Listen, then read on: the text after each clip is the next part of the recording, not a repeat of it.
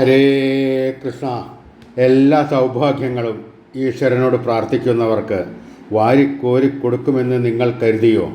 എന്നാൽ തെറ്റി. അർഹത ഉള്ളവരിലെ സൗഭാഗ്യങ്ങൾ വന്നു ചേരുകയുള്ളൂ. അവരിൽ നന്മകൾ മാത്രമേ പൂവിടുവാൻ പാടുള്ളൂ. തിന്മകൾ ചെയ്യുന്നവരിൽ സർവ്വ സൗഭാഗ്യങ്ങളും വന്നു ചേർന്നാൽ എന്തായിരിക്കും വിധി? എന്തായിരിക്കും സ്ഥിതി? യോഗ്യത ഉള്ളവരിലേക്ക് മാത്രമേ ഈശ്വരൻ അതനുസരിച്ചുള്ള അനുഗ്രഹങ്ങളും നൽകുകയുള്ളൂ. പരീക്ഷണങ്ങളിൽ ഭയം വേണ്ട. ഈശ്വര സ്മരണയോടെ അതിനെ അതിജീവിക്കുക. വരാൻ പോകുന്നത് സൗഭാഗ്യത്തിൻ്റെ നാളുകൾ തന്നെയാണ്. നമ്മിലെ തിന്മകളെ നന്മയെ കൊണ്ട് തന്നെ ഉന്മൂലനം ചെയ്യിച്ച് പരിശുദ്ധരായ നമുക്ക് സർവ്വ ഐശ്വര്യങ്ങളും ഭഗവാൻ നൽകുന്നതാണ്.